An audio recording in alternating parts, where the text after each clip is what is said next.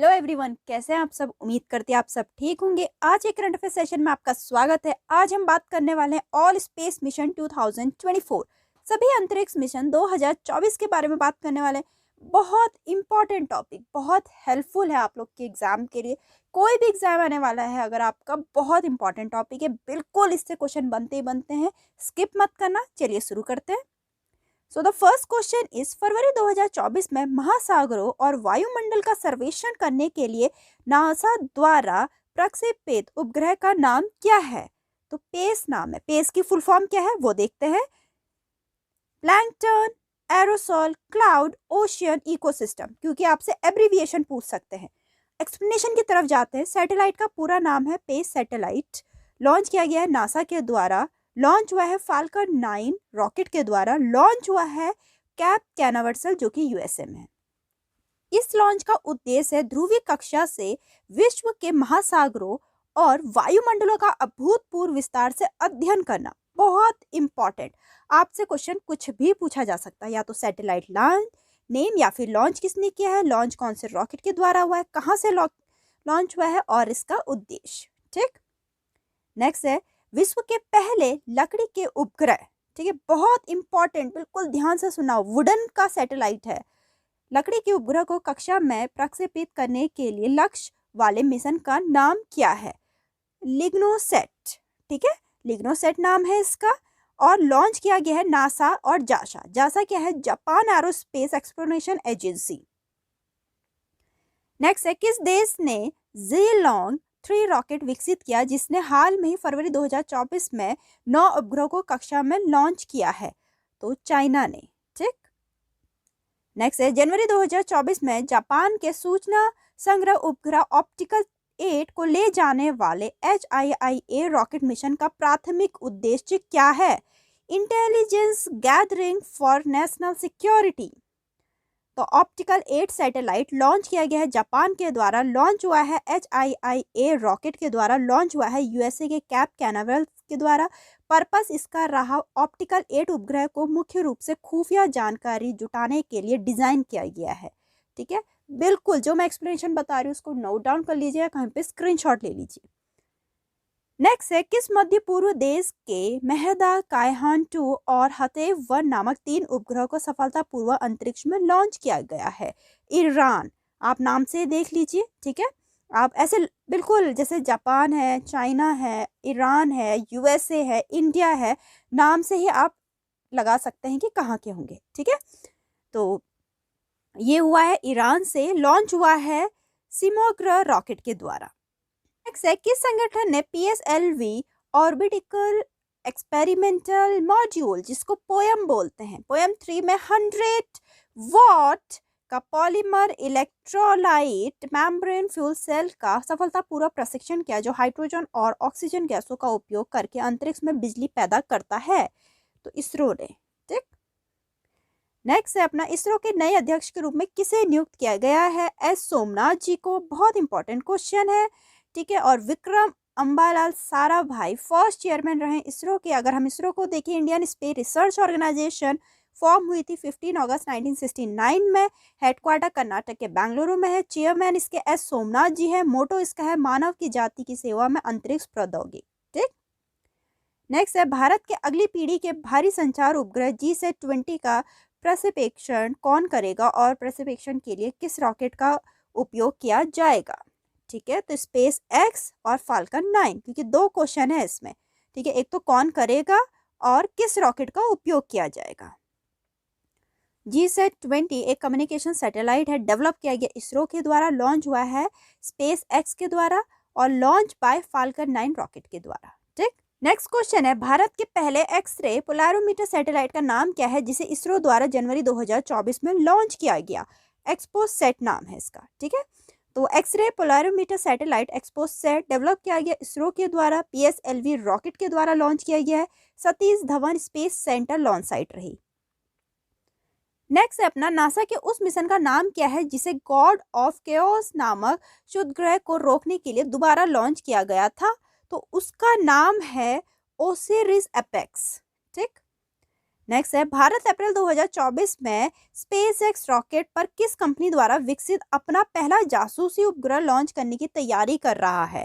Tata advance system limited company द्वारा। ठीक। दिसंबर 2023 में चीन और मिस्र, चीन एंड इजिप्ट द्वारा लॉन्च किए गए संयुक्त रूप से विकसित उपग्रह का नाम क्या है? तो इसका नाम है मिस्र सेट 2। ठीक।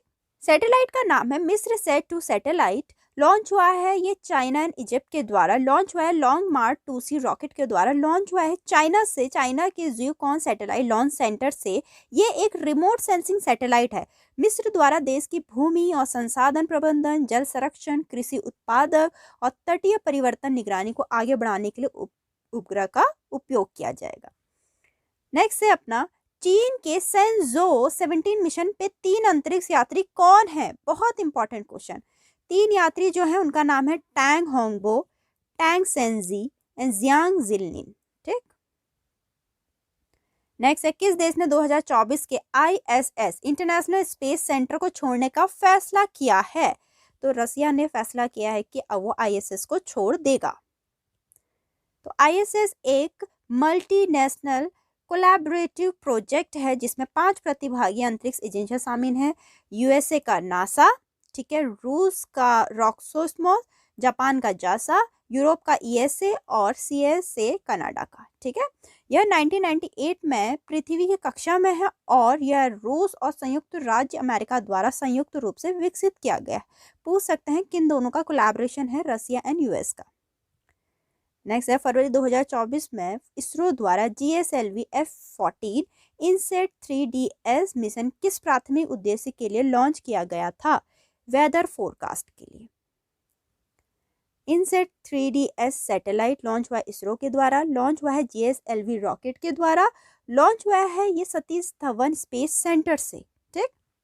नेक्स्ट क्वेश्चन अपनी, ज्ञानी डी पडालका के 878 दिनों के पिछले रिकॉर्ड को पीछे छोड़ते हुए फरवरी 2024 में अंतरिक्ष में सबसे अधिक समय बिताने का विश्व रिकॉर्ड किसने बनाया? बहुत इंपॉर्टेंट क्वेश्चन है ये। तो ये बनाया ओलेग कोनेनेको ने। ठीक है। रूसी अंतरिक्ष यात्री हैं ये, रूसी अंतरिक्ष यात्री हैं। ओलेग कोनेनेको ने अंतरिक्ष में सबसे अधिक समय तक रहने का विश्व रिकॉर्ड बना दिया है। बहुत इंपॉर्टेंट। और ये भी पूछ सकते हैं कि ज्ञानी पलडा ने कितने दिन का बनाया? 878 डेज का। नेक्स्ट है, जनवरी 2024 में किस देश ने चंद्रमा पे अंतरिक्ष यान स्लिम उतारा, जो चंद्रमा पे सफलतापूर्वक उतरने वाला 5वां देश बन गया है? जापान ने। तो अगर हम स्लिम की देखें abbreviation, smart land of investigation moon mission Japan द्वारा लॉन्च हुआ है। HIIA 202 रॉकेट के द्वारा लॉन्च हुआ है और जापान से हुआ, जापान के तानिक सीमा स्पेस सेंटर से।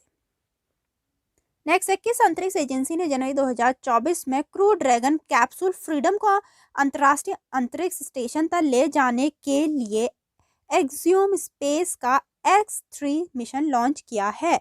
बहुत इंपॉर्टेंट क्वेश्चन रख रखे हैं मैंने। स्पेस एक्स अंतरिक्ष एजेंसी ने तो X3 मिशन है जो कि लॉन्च हुआ है स्पेस एक्स के द्वारा। लॉन्च हुआ है फाल्कन 9 रॉकेट के द्वारा। लॉन्च हुआ है USA के कैनेडी स्पेस सेंटर के द्वारा। क्रू ड्रैगन कैप्सूल, जिसे फ्रीडम नाम दिया गया है, को फाल्कन 9 रॉकेट के ऊपर अंतरिक्ष में भेजा गया।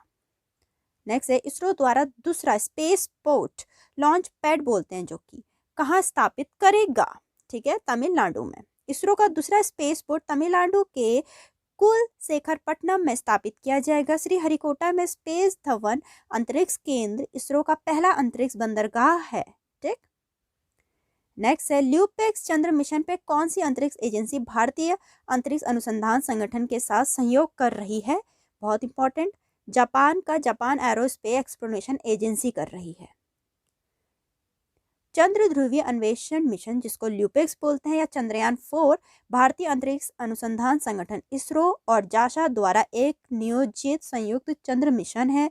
मिशन चंद्रमा के दक्षिणी ध्रुव क्षेत्र का पता लगाने के लिए 2026 से पहले एक मानव रहित चंद्र लैंडर और रोवर भेजेगा।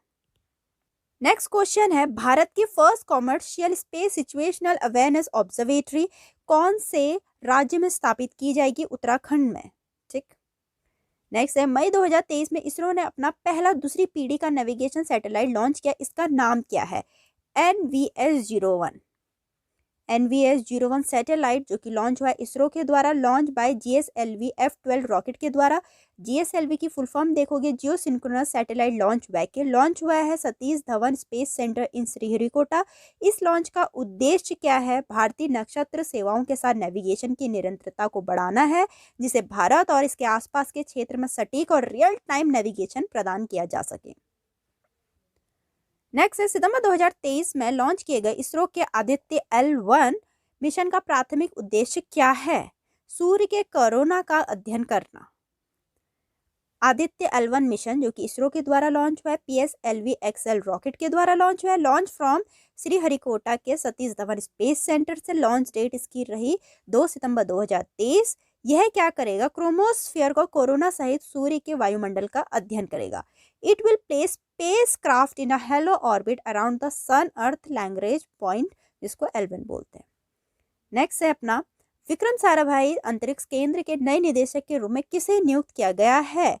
उन्नीकृष्ण नायर एस को। तो नेक्स्ट क्वेश्चन है 14 जुलाई 2023 को किस अंतरिक्ष एजेंसी ने चंद्रयान 3 मिशन लॉन्च किया? इसरो ने। ठीक है, थोड़ा इसके बारे में हम देखते हैं। चंद्रयान 3 मिशन जो कि इसरो के द्वारा लॉन्च हुआ है और लॉन्च हुआ है LVM-3M4 रॉकेट, जिसकी फुल फॉर्म है launch vehicle mark 3। Launch date इसकी रही 14 जुलाई 2023। लॉन्च साइट इसकी रही Satish Dhawan space centre in Sriharikota Andhra Pradesh. Total mass इसका 3900 kg था। Total cost 615 crore.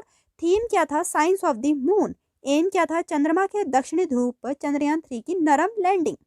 यहाँ तक की इंपॉर्टेंट क्वेश्चन थे स्पेस मिशन पे, जो कि बहुत इंपॉर्टेंट, बहुत हेल्पफुल हैं 2024 के।